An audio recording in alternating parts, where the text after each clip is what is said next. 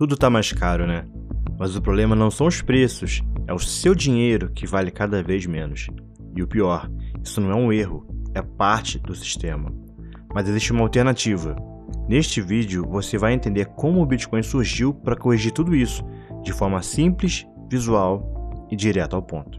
Mas antes de qualquer coisa, vamos compreender como o dinheiro que usamos hoje surgiu. Antigamente, as trocas eram feitas no escambo. Você dava uma galinha por um saco de arroz, ou até um pedaço de carne por alguma ferramenta. Só que esse sistema tinha um grande problema. Ele dependia da coincidência de interesses.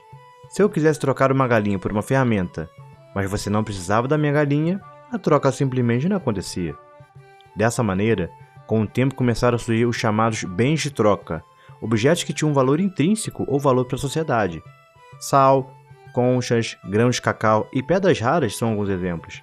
Esses bens começaram a funcionar como moedas primitivas, mas ainda havia desafios. Eram perecíveis, difíceis de transportar e de dividir. A solução para esses problemas apareceu com os metais preciosos.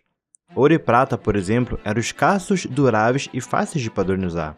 Com o tempo, iniciou-se a fabricação de moedas padronizadas, e por volta de 600 anos a.C., surgiram as primeiras moedas de ouro, cunhadas com símbolos oficiais e ganhando reconhecimento de dinheiro. Mas até essas moedas de ouro apresentavam limitações. Eram pesadas, difíceis de transportar em grandes quantidades e vulneráveis a roubos.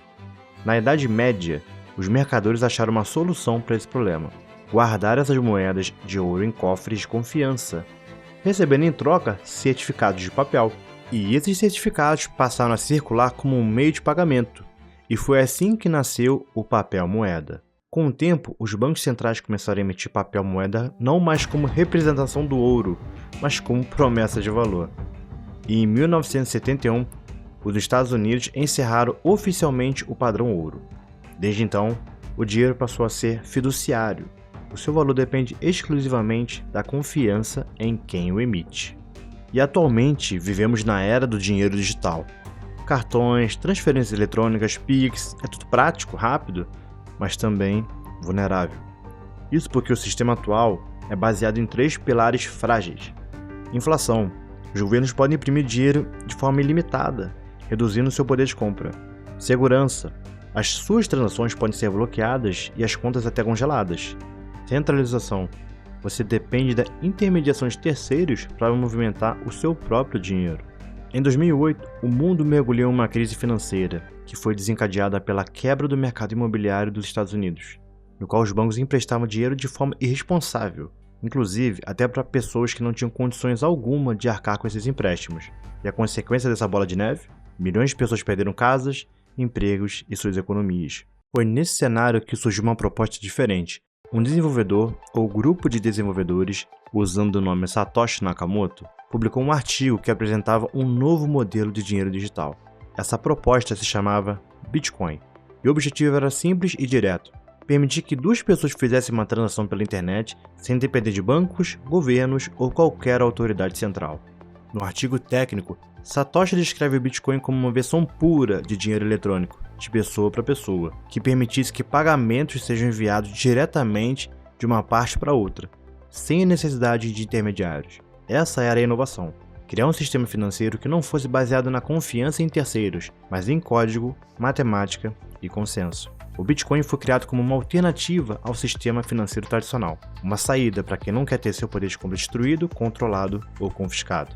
O Bitcoin é um sistema descentralizado de registro de valor. Ele funciona com base em 3 pilares: escassez programada, rede descentralizada e segurança criptográfica. E agora você vai entender como esses pilares resolvem os principais problemas das moedas fiduciárias. Segurança criptográfica. Toda transação feita com Bitcoin é registrada publicamente em um grande livro digital, chamado blockchain, ou cadeia de blocos, mas não se assuste com o nome. Funciona assim: cada bloco é como uma página de um livro de registros. Ele contém várias transações e um código especial chamado hash, que condensa todas as informações daquele bloco. Para que o código de um novo bloco seja criado, ele depende de algumas informações, inclusive do código do bloco anterior, formando dessa maneira uma sequência em cadeia, daí o nome cadeia de blocos. Para que um novo bloco seja adicionado à blockchain, os mineradores, que nada mais são do que computadores especializados, precisam precisam resolver um problema matemático complexo. Esse processo é conhecido como Proof of Work, ou prova de trabalho, e exige muito poder computacional. O primeiro minerador que resolver esse desafio ganha o direito de adicionar o bloco e recebe bitcoins como recompensa. Isso garante que o sistema seja mantido por pessoas que investem energia e recursos, e por isso têm interesse em manter tudo funcionando corretamente. E se alguém tentar alterar uma informação passada, como uma transação feita há semanas? Bom, se o hacker mudasse qualquer informação em um determinado bloco, o código ou o hash desse bloco mudaria, e isso invalidaria toda a cadeia de blocos seguintes, pois essa pequena mudança exigiria um novo código para todos os blocos subsequentes. Sem contar que para fazer esse tipo de alteração, seria necessário refazer milhões de cálculos e também controlar 51% ou mais de todo o poder computacional da rede. Algo extremamente caro e praticamente impossível, devido ao custo altíssimo, da dificuldade técnica em coordenar essa rede e da necessidade de investimento contínuo em novos computadores. Rede descentralizada. No sistema tradicional, o seu dinheiro está sempre sob o controle de alguém, um banco, uma corretora ou o próprio governo. Essas instituições têm poder para congelar contas, impor limites e até impedir transações. No Bitcoin, isso é diferente. A rede é descentralizada, o que significa que ninguém manda sozinho. Em vez disso, milhares de computadores ao redor do mundo, chamados de nós, mantêm cópias idênticas de todo o histórico de transações do Bitcoin, desde a primeira até a mais recente. Esses computadores verificam e validam as transações de forma autônoma, seguindo regras matemáticas e lógicas já pré-estabelecidas. Ou seja, diferente do mercado tradicional, na rede do Bitcoin você pode fazer transações sem a necessidade de terceiros e também não precisa confiar em ninguém para realizá-las, pois essa rede funciona com consenso global, comparando as informações entre si e só aceitando transações legítimas. Isso torna a rede resistente à censura e praticamente impossível de ser desligada, já que está distribuída globalmente. Um dos grandes problemas das moedas fiduciárias, como o real ou o dólar, é que os governos podem imprimir mais dinheiro a qualquer momento. Quando isso acontece, o valor do dinheiro que já está em circulação tende a cair, e você sente isso no bolso. O preço das coisas sobe e o seu poder de compra diminui. Isto é a famosa inflação. Escassez programada. O Bitcoin foi criado justamente para impedir esse tipo de manipulação. Ele tem uma quantidade total de 21 milhões de unidades, e essa quantia não pode ser alterada. É como se o ouro do mundo tivesse um limite exato, e que não fosse possível encontrar mais minas de ouro.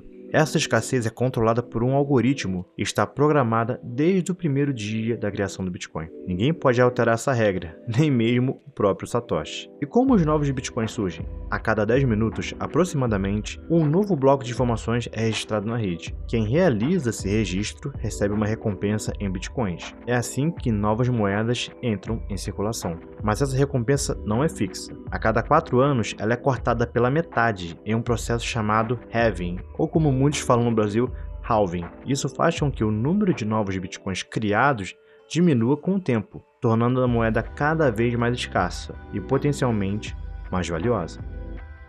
O Bitcoin não é uma moda, nem um investimento da vez. Ele é muito mais do que isso. É um novo modelo de dinheiro que permite acesso a qualquer pessoa, sem nenhum tipo de burocracia.